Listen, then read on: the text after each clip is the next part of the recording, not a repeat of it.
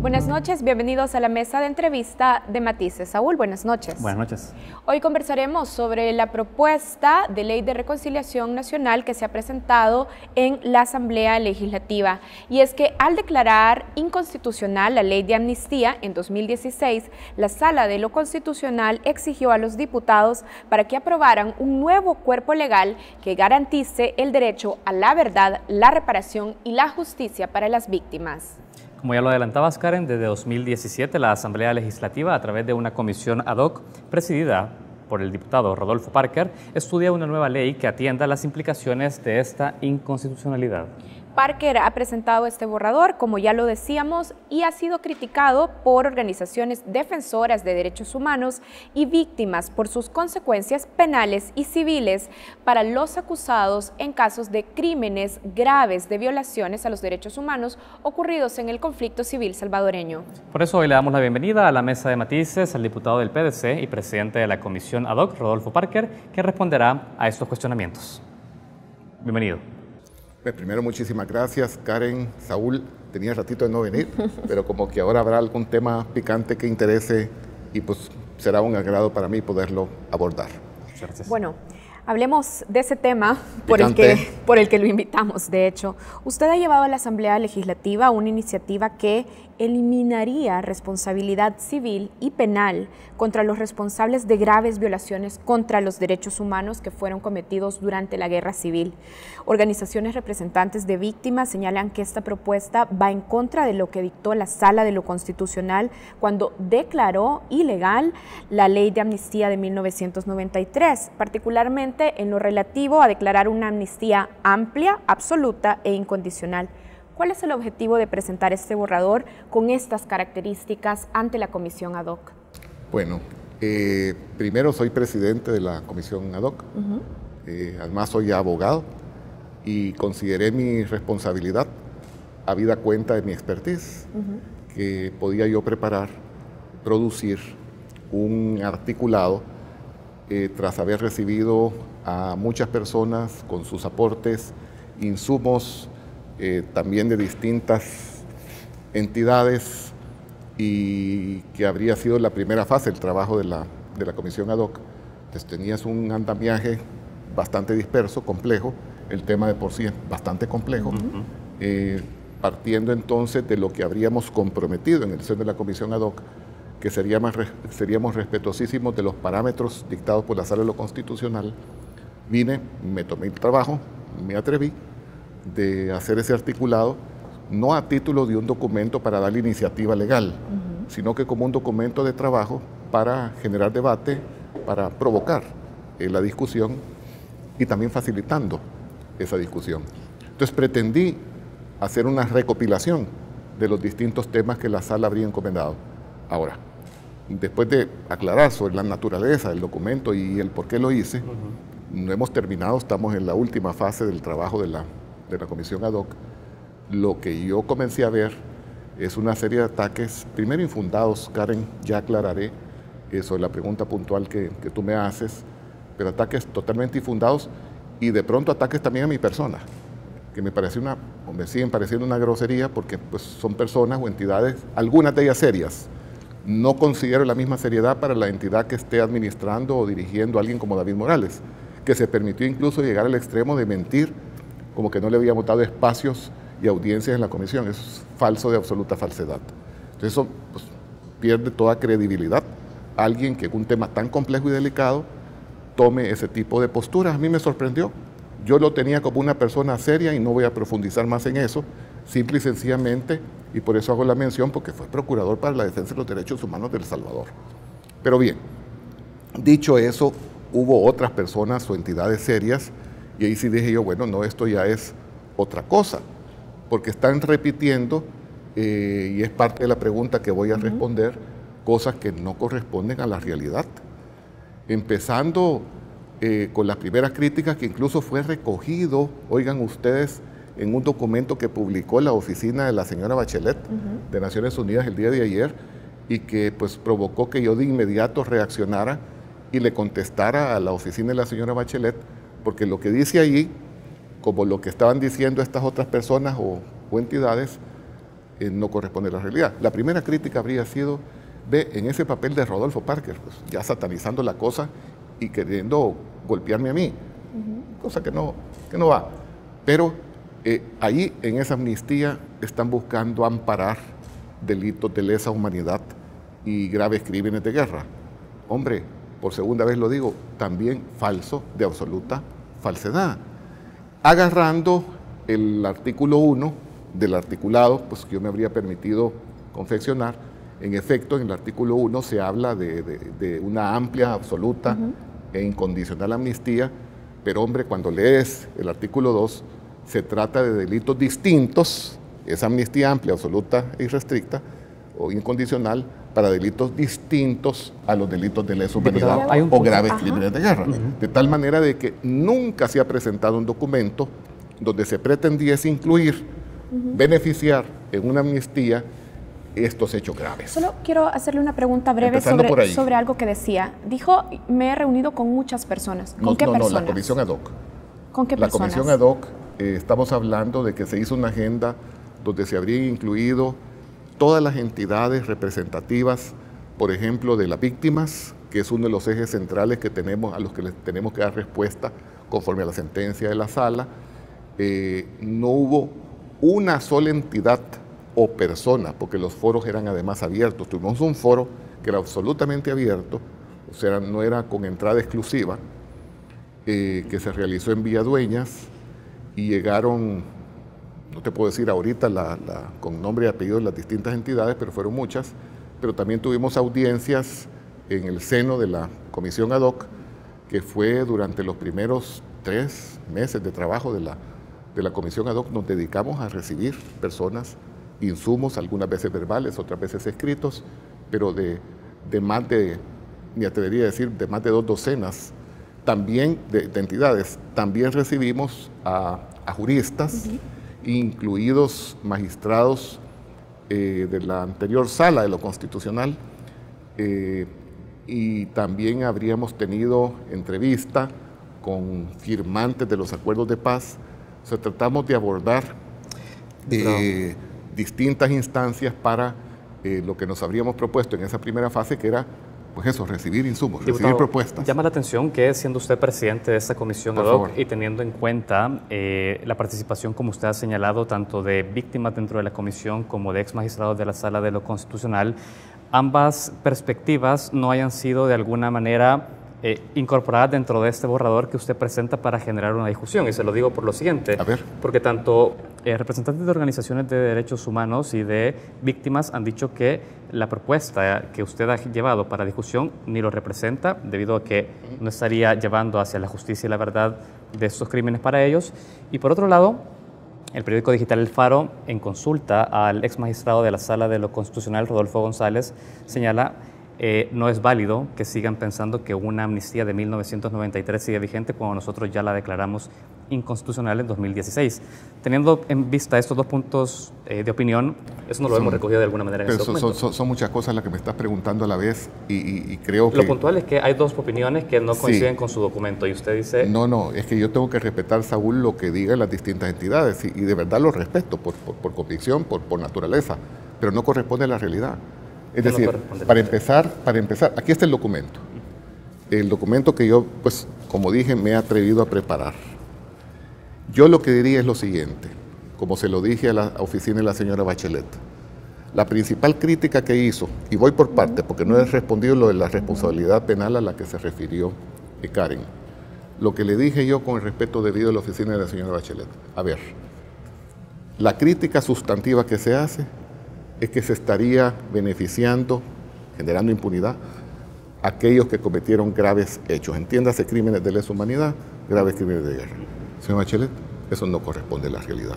¿Por qué no? Eso no corresponde a la realidad porque están explícitamente excluidos esos delitos de una amnistía. Han abordado para hacer el señalamiento el artículo 1, pero no abordaron el artículo 2.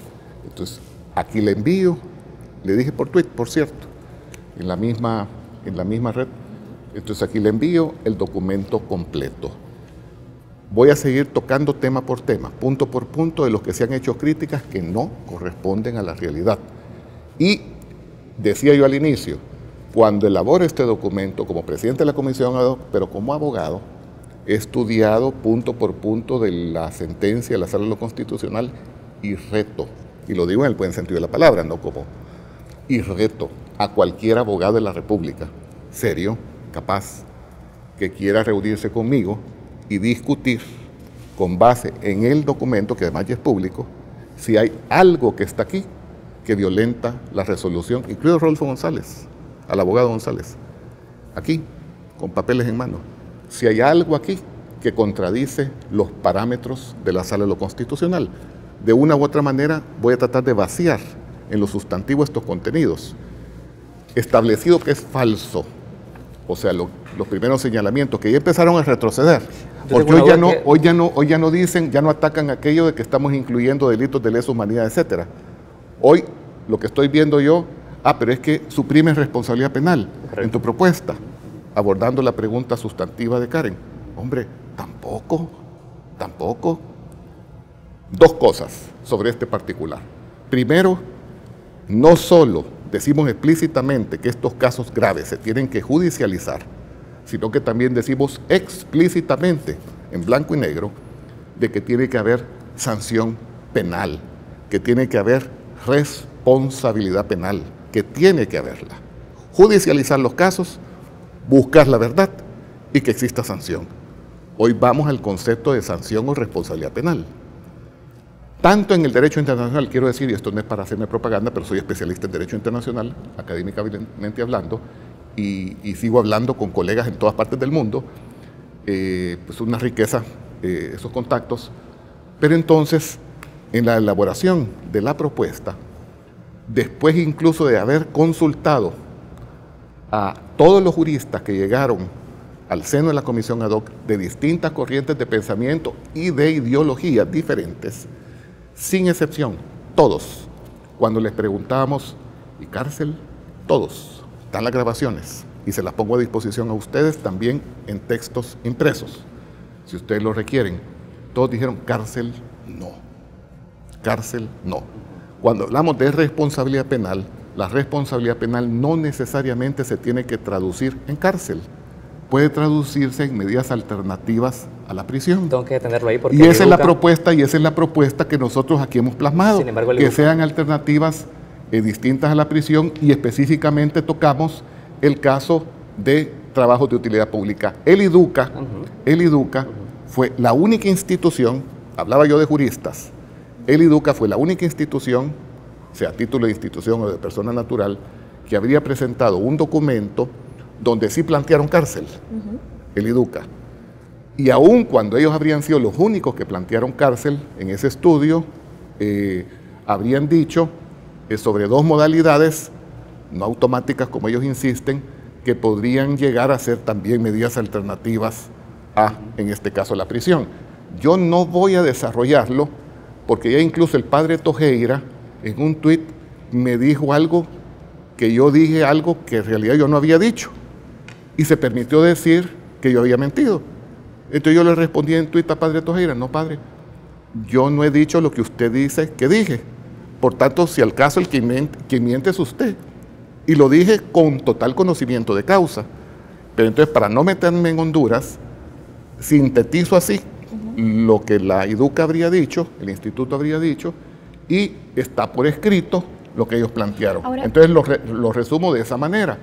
Es decir, solo el IDUCA habría presentado la posibilidad de cárcel, o sea, como la medida de responsabilidad penal, y habrían generado ahí en su documento dos modalidades no automáticas que se podrían implementar, que serían distintas a la prisión. Pero eso está ahí por escrito.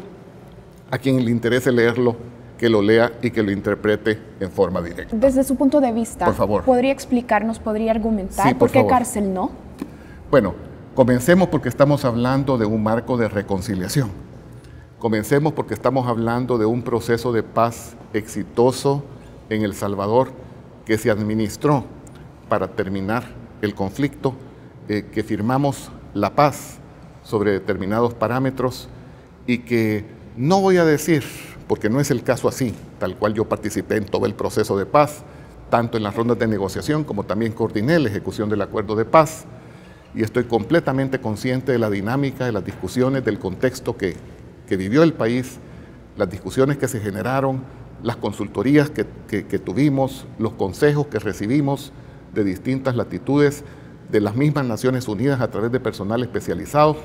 No quiero decir que se estaba cambiando justicia por paz, no es el caso, pero sí es el caso de que era un eje central que los acuerdos a los que nosotros arribaríamos tendrían que generar un reordenamiento institucional y al mismo tiempo en ese reordenamiento, por un lado, supresión de funciones que pudieran en un momento dado llevar a que una sola autoridad pudiese ejercer arbitrariedades como las que anteriormente se habrían dado en el país. Y cuando nosotros tenemos que 27 o 20 y tantos años después no volvieron a ocurrir los sucesos, hoy entonces sí podemos hablar con propiedad que tenemos prácticamente, por el transcurso del tiempo y lo que haya ocurrido, garantía de no repetición de los hechos de aquella naturaleza. Quiere decir que los ejes que habríamos dejado nosotros escritos en el acuerdo de paz habrían funcionado para lograr el gran propósito del fin de la guerra. Cuando hablamos entonces del gran propósito de la reconciliación, nosotros también estamos entendidos que es un tema que no se ha dejado de cerrar, es decir, no lo hemos logrado, son asuntos no resueltos.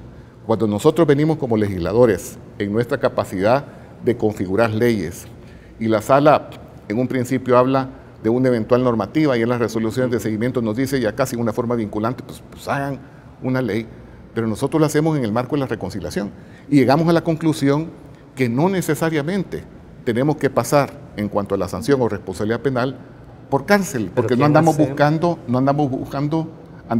un bien mayor, sin perjuicio de que haya realmente una sanción. Diputado, el concepto de reconciliación, usted lo ha expuesto aquí claramente y dice no es necesario pasar por cárcel para tener un proceso de reconciliación en el país. ¿Se ha tomado en cuenta la lectura de las víctimas directas de los graves crímenes sobre derechos humanos para poder llegar a la conclusión de que la reconciliación pasa sin cárcel? ¿Usted lo ha tenido en cuenta a la hora de formular este concepto? No encontramos, no podemos descifrar corazones, pero en las reuniones que tuvimos no vimos un afán de venganza. Saúl, no lo identificamos. Es más, te quiero decir algo que a todos, y se lo podían preguntar a cada uno de los miembros de la comisión, a todos nos tocó, nos sensibilizó mucho, que incluso vinieron representantes de víctimas a decirnos que no se sentían nada cómodos con eso de que se estuviera hablando que si eran $50, $100 o tal en cuanto a compensaciones económicas.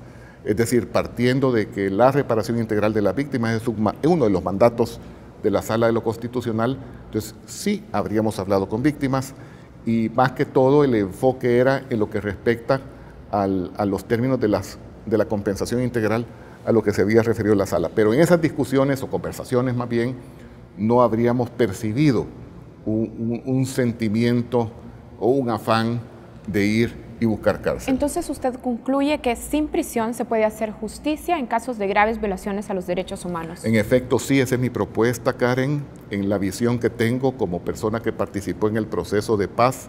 Te quiero decir que nos reunimos también, como dicho, con todos los que están vivos, ¿verdad?, firmantes del acuerdo de paz, y todos, también sin excepción, tienen exactamente la misma visión y el mismo sentimiento que aquí yo estoy a título personal externando, y es a título personal que me permití presentar esta propuesta que sigue no estando escrita en piedra, que es una propuesta justamente para generar debate. Vamos a hacer una primera pausa de esta entrevista y enseguida seguimos conversando con Rodolfo Parker, diputado del PDC.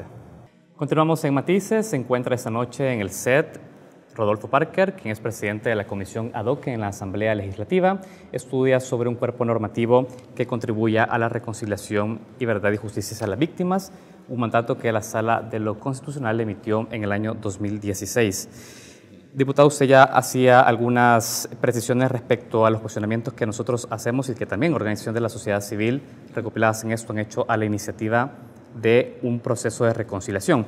Le decía que el ex magistrado de la Sala de lo Constitucional, Rodolfo Parker, al periódico... Rodolfo González, al periódico digital El Faro, señaló que en la discusión no tendría por qué considerarse vigente todavía la ley de amnistía de 1993, porque fue precisamente el espíritu de la sentencia sacarla del ordenamiento jurídico. Usted ha dicho que esta propuesta que están discutiendo lleva la finalidad de darle certeza de que una amnistía sigue vigente en el país. ¿Por qué? Sí, me explico. Realmente no tengo otra manera de decirlo, pero lo voy a tratar de demostrar en forma sencilla. Aquí en la sentencia de la Sala de lo Constitucional hay entuertos muy enredados, por decirlo de una forma elegante, o sea, confecciones erráticas. Y quiero puntualizar dos cosas de la sentencia de 2016, donde en efecto se declara inconstitucional en términos generales y en algunos casos en términos puntuales, la amnistía, para llamarlo en una sola forma, la amnistía de 1993. Ok. Digamos que le vaciaron el contenido y podríamos afirmar de que, aunque no la declararon inconstitucional entera, pero podríamos decir, como abogado y en sentido común, de que ya no tiene contenido. Ok, esa es la ley del 93, que es la que habría sido la amplia, absoluta e incondicional que la Sala consideró que excedía en contra incluso de la Constitución. Teníamos una amnistía anterior, la de Ley de Reconciliación, la del año 1992, la de marzo del año 1992. Cuando se dio la ley de 1993, ojo con lo que le voy a decir, se dio la ley de 1993, se derogó la del 92 en todo lo que contrariara la del 93, que era la amplia. Y al mismo tiempo, cuando se da esa del 93, al mismo tiempo de esa derogatoria general, en todo lo que fuese contradictorio, se deroga explícitamente el artículo 6 de la ley del 92. ¿Okay? Muy bien. Entonces, a partir de esa sentencia, en la forma que hemos hablado, ya no contamos con una amnistía del 93, que le fue vaciado su contenido, aun cuando no la hayan declarado inconstitucional en forma íntegra, en términos formales, en términos materiales, pues no existe. ¿Cuál ley de amnistía tenemos? Si nosotros estudiamos y leemos la amnistía de 1992, veríamos que fue derogada en su mayor contenido por la ley de 1993. ¿Qué es lo que hace la Sala en el numeral tercero del fallo? Dice así, leo: declárase inconstitucional por conexión de un modo general y obligatorio el artículo 6 de la Ley de Amnistía General para la Consolidación de la Paz de 1993, que es la que estaban derogando, en la parte que deroga el inciso primero del artículo 6 de la Ley de Reconciliación Nacional de 1992. Me quiero detener en un pequeño detalle, pero que no es así nomás. Están aquí derogando un artículo que derogaba una disposición de la ley del 92. Lo que están haciendo de esta manera es reviviendo apartados de la ley del 92 que habían sido explícitamente derogados por la ley del 93. Aquí hay un problema jurídico de fondo. Desde la Constitución de 1950 de El Salvador, ahí por primera vez se recoge que los órganos de gobierno, antes los poderes del Estado, son independientes entre sí, cada uno con sus funciones o atribuciones, y que esas facultades son indelegables. Esta disposición, más allá de la separación de poderes de Montesquieu, tiene que ver con el propósito de evitar dictaduras, de tal manera de que no puede un órgano asumir funciones por delegación que realmente le corresponden a otro. Pero no cualquier órgano. Aquí voy, es correcto. Pero el único órgano, y en esto vamos a estar de acuerdo, el único órgano que tiene facultades entre los tres para decretar o para derogar leyes es la Asamblea Legislativa. Y si la Asamblea Legislativa derogó en forma explícita una norma jurídica, no puede ser nuevamente decretada, es decir, revivida por el órgano judicial. No lo puede hacer porque hoy día estaría siendo violado en forma directa, clara, el artículo 86 de la Constitución, que es el que prohíbe la delegación de funciones. Entonces, no podía haberlo hecho la sala, pero digamos, lo hizo, materialmente lo hizo.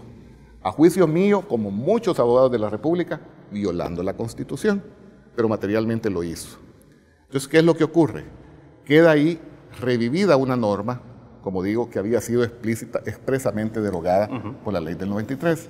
Esa es la primera confusión. Entonces, ¿cuál es la amnistía que está vigente? En términos formales, cuando yo digo un entuerto, entonces estamos buscando corregir un entuerto de tal manera que el órgano que sí tiene competencias para revivir una amnistía lo haga. Pero no tenemos, aquí tengo que terminar, porque no tenemos alternativa, porque la misma sala, en los párrafos inmediatamente precedentes al fallo, dijo lo siguiente, ojo con esto, para ello es preciso establecer ciertos parámetros para la selección y priorización de los casos que serán objeto de investigación, estamos hablando de los casos graves, enjuiciamiento y sanción. Un grado razonable de precisión sobre este asunto es fundamental para balancear y equilibrar las exigencias de justicia, por una parte, y el compromiso por la paz, por otra parte. Así lo exige también el principio de seguridad jurídica, pues una lista de casos exceptuados del beneficio de la amnistía, disminuiría la incertidumbre y la consiguiente inestabilidad social y política que podría generarse ante la posibilidad de revisar todos los acontecimientos trágicos sucedidos durante el conflicto armado. ¿Qué están diciendo aquí? Miren, son tantos casos que ustedes, cuando elaboren esa eventual normativa, que le estamos llamando reconciliación, creen un mecanismo, parámetros, para delimitar, para circunscribir y a través de una lista, cuáles serían los casos más graves que de plano tienen que pasar a ser sometidos a la justicia. ¿Pero qué significa?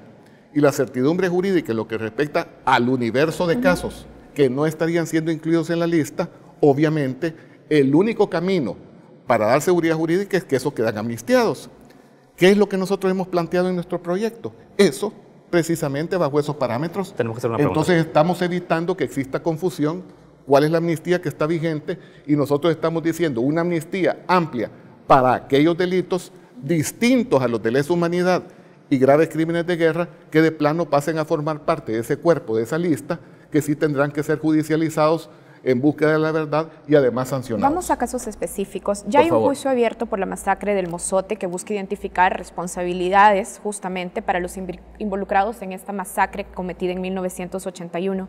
Usted, en declaraciones que dio al periódico El Faro, señaló que su propuesta abarcaría todos los casos abiertos en proceso y los que no han sido abiertos. ¿Cómo quedaría este proceso? ¿Usted se acercó a las víctimas de este proceso para conocer también su opinión sobre una posible amnistía en este caso? Sí, que no afecta en ninguna manera, en lo absoluto, Karen, porque cuando nosotros hablamos de que tiene que haber un mecanismo que determine cuáles son aquellos casos más graves, yo no creo que a nadie se le ocurriría excluir el caso del Mozote. Bien. ¿Y cuál es el mecanismo que yo estoy proponiendo en mi propuesta?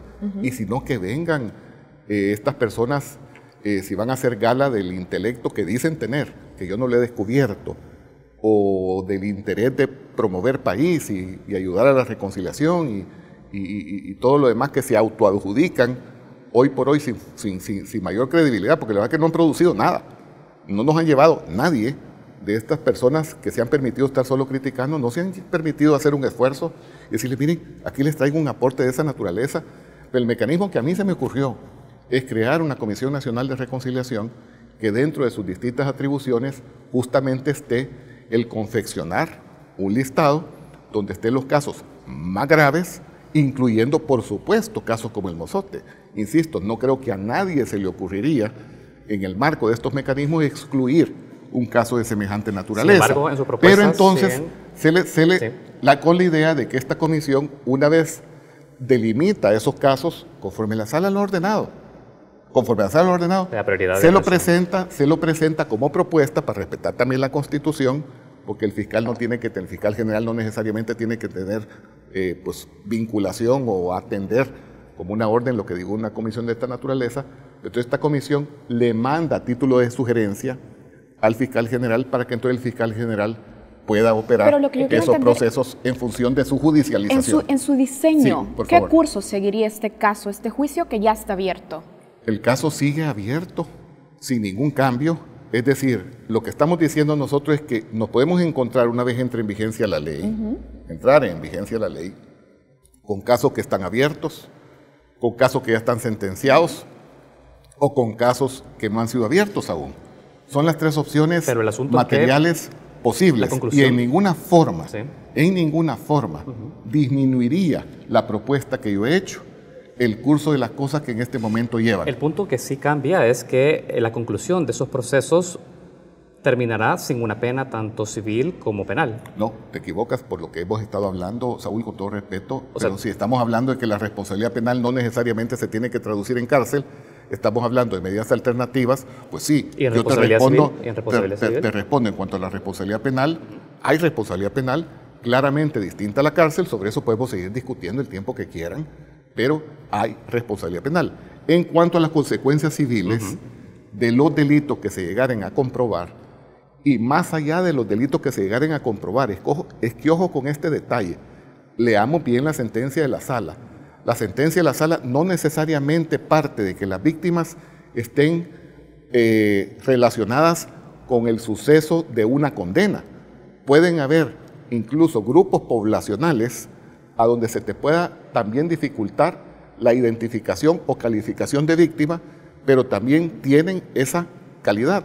Y nosotros estamos partiendo de que si la sala nos lo ordenó, lo tenemos que cumplir, que puso un abanico de posibilidades, sí, como por ejemplo, si se trata de grupos poblacionales, partamos de que hubo zonas del conflicto donde hay muchas víctimas, donde no necesariamente van a resultar como víctimas por la condena que le hagan a Juan o que le hagan a Pedro, pero eso no les quita la calidad de víctimas. Entonces, ¿quién responde ante eso? ¿Las vamos a dejar sin que se les dé respuesta? No. La sala nos dijo, busquen respuesta. Y yo les doy estas alternativas. ¿Qué estamos nosotros proponiendo aquí? En nuestra propuesta, que insisto, no está escrita en piedra, pero que vengan mejores ideas, pues. De eso se trata. Entonces decimos nosotros, miren, por ejemplo, hay programas ordinarios de gobierno, becas, cualquier tipo de programa social, donde tendría que dársele prioridad justamente a esos grupos poblacionales, haya o no consecuencias civiles de un delito. O sea, va más allá. Pero tenemos que compensarlas dándoles la calidad de víctimas. Nosotros fuimos a Cartagena de Indias, varias personas que fuimos invitadas a revisar el proceso en Colombia, que es un proceso pues más tierno en cuanto a que están en este momento viendo el tema de las víctimas, y nos decían ahí, empezaron con números, por decir 200,000, no recuerdo bien, de personas como inscritas como víctimas, y después iban en varios millones de víctimas. Pero no serán los individuos los que tendrán que asumir la responsabilidad civil por los crímenes de los que resulten culpables, si así fuesen declarados. No, en la propuesta nuestra, por las razones que estoy diciendo, el Estado tiene que garantizar, hayan o no, ¿y por qué no los responsabilidades? No, Karen, simple y sencillamente porque si nos vamos nosotros a que ese es el eje, eso significaría que vas a dejar descubierto al universo mayor de virtuales víctimas. ¿Pero por qué tendrían que ser excluyentes? Es decir, que el Estado asuma responsabilidad e invierta en los territorios, en las regiones, no debería ser excluyente de la responsabilidad individual. Es correcto, desde ese punto de vista, pero así como nosotros hemos optado, en el caso de la responsabilidad penal, porque se traduzca en una sanción distinta a la prisión, hemos optado porque las compensaciones estén garantizadas por el Estado y no por los individuos. ¿Quiénes han optado? Por cuando habla en plural. Nosotros, digo, en el caso de la propuesta que yo me permito presentar. A ver, y esto va de fondo a la pregunta, porque la formulación de todos los preceptos de los cuales parte usted, de que no es necesario una cárcel para poder tener reconciliación, de que la responsabilidad civil se le salve a personas individuales, parte de una noción de lo que significa reconciliación y no, o sea, es una parte muy parcial respecto al universo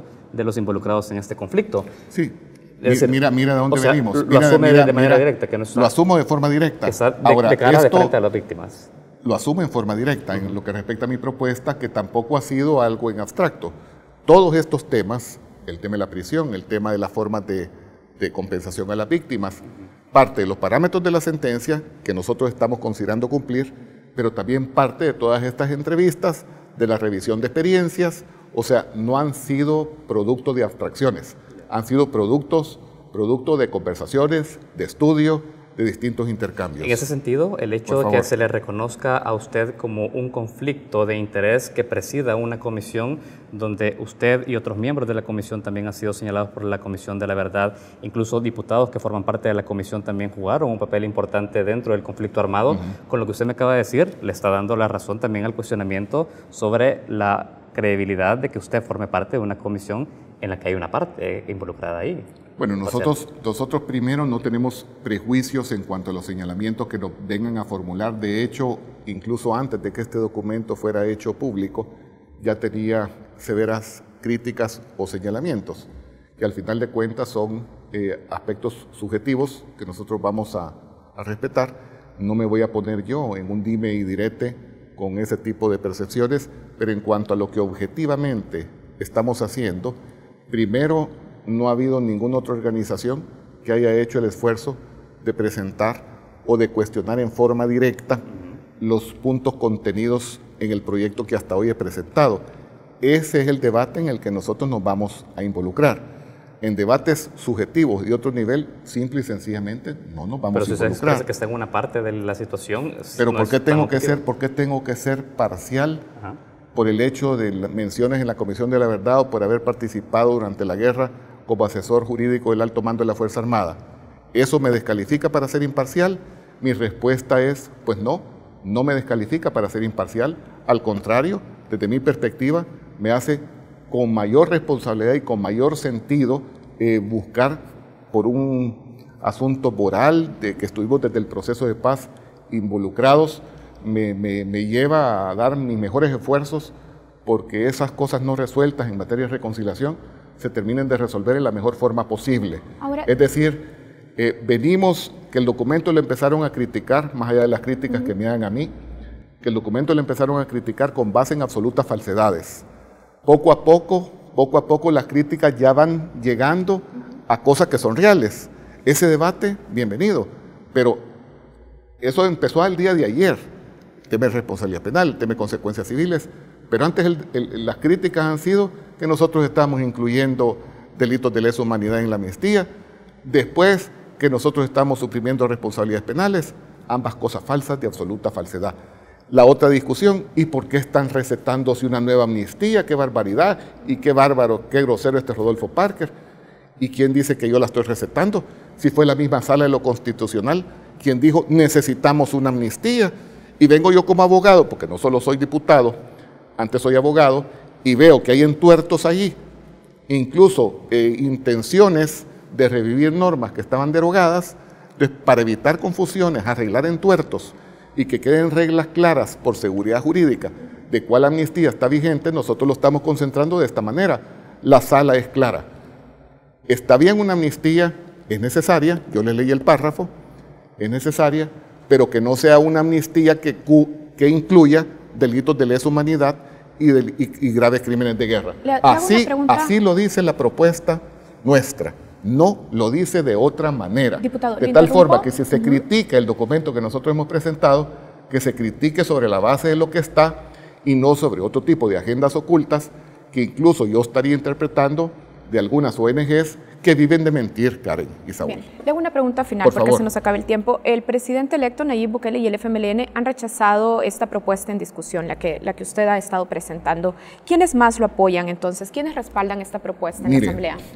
Personas por más altos cargos o dignatarios que se hayan permitido, hasta el propio presidente de la República, hasta el propio presidente electo, que se hayan permitido en forma singular criticar el documento. Yo le voy que cuando lo criticaron ni siquiera lo habían leído. Y de hecho, casi que diría que me consta. Y no lo habían leído, sino que se dejaron guiar por las críticas a las cuales le dieron credibilidad, que decían eso, lo grotesco, que se estaba incluyendo en una amnistía, los graves hechos. Lo cual, como he repetido ya por enésima vez, no es cierto. De tal manera de que vamos poniendo las cosas con sosiego en orden, de tal forma que se vaya haciendo un debate sobre lo que realmente es, y al final aquellos que de verdad quieran colaborar en función de la reconciliación del país, pues hombre, contribuyan y que presenten los insumos que tengan que presentar. Y si tienen, por ejemplo, problema con que hayamos presentado como alternativa a la prisión medidas alternativas, como los trabajos de utilidad pública, pues que lo argumenten. Nosotros estaremos anuentes a escuchar ese tipo de argumentos. Vuelvo a la pregunta. Los demás partidos políticos en la Asamblea Legislativa, ¿cómo se han acercado a esta propuesta? Ya tenemos la posición del FMLN. Vamos a ver. Hasta ahorita, yo hace cerca de 15 días fue que presenté el documento como un documento de trabajo. Ahí haciendo uso de mi calidad de miembro de la Comisión Ad hoc. Yo no lo fui a presentar a ventanilla con iniciativa de ley. Entonces, lo que quedamos en la última sesión, que fue el lunes anterior, recién pasado, quedamos que en la próxima sesión, que va a ser el martes, vamos a llevar por escrito a aquellos que no le hayamos hecho o que no le hayan hecho. Yo ya lo llevé por escrito. Un vaciado de encapsulados, si se quiere, pues de parámetros que le vayan dando respuesta a cada uno de los temas que tenemos nosotros que resolver en materia de ley de reconciliación. Hubo un planteamiento por uno de los grupos parlamentarios, concretamente el FMLN, que quizás podíamos ir pensando en preparar distintos cuerpos normativos, que no lo hiciésemos en una sola norma legal. Ahí lo que ocurre, y que fue una reacción espontánea mía, por ejemplo, y otros colegas pensaron igual, que si tenemos hasta el mes de junio, porque hay una fecha de julio que es el deadline, y queremos llegar justo a la última hora, tenemos que haber abordado todos los temas. Entonces la idea es que quien no lo haya presentado lo lleve. Por ejemplo, materia de víctimas, ¿cuáles son los parámetros? Materia de justicia, ¿cuáles son los parámetros? Eso es con lo que hemos quedado los distintos grupos para el próximo martes. Ahora, me da la impresión que sí vamos a estar en capacidad de construir una sola normativa, y me da la impresión que sí vamos a poder salir en tiempo con el abordaje de los distintos temas. Coméntanos en su borrador cómo queda el papel de las víctimas a la hora de poder tener un papel decisorio sobre los procesos, los juicios, el control que hacen también las víctimas a todo el proceso de enjuiciamiento que pueda derivarse de esto. ¿Cuál es el papel protagónico que cumplen ellos aquí? A ver, hemos dejado un mecanismo previsto, que está concretamente en el artículo 17, y esta es la propuesta, digamos, virgen que he presentado. Mi intención, Saúl, Karen, es que esto sea enriquecido. O sea, mi intención no es que esto sea el último documento. ¿Pero de qué Nunca parte? ha sido mi intención. Entonces, estamos hablando, para empezar, la Comisión Nacional de Reconciliación tendría la función no jurisdiccional de darle seguimiento a los distintos temas, porque aquí no solo estamos hablando de víctimas, ya me explayo, estamos hablando también de los archivos, estamos hablando también de la búsqueda de personas desaparecidas, y a todas estas situaciones se les está creando una estructura, y nosotros hablamos de que la Comisión Nacional de Reconciliación, en coordinación con el Ejecutivo, estarían atentos a decretar las distintas medidas de carácter ejecutivo que se tengan que ir tomando sobre el camino para que las víctimas vayan teniendo satisfacción de sus reclamaciones. O sea, ellos van a ser el auditor del Ejecutivo a la hora de dictar medidas de reparación. Exactamente, y el Ejecutivo además tendría que tener una constante coordinación con lo que sería la Mesa Coordinadora de Reparación Integral de las Víctimas, que es otra instancia que estaríamos nosotros creando, además con presupuesto, porque quiero decirles que hay algunas instancias, por ejemplo también lo de la búsqueda de personas desaparecidas,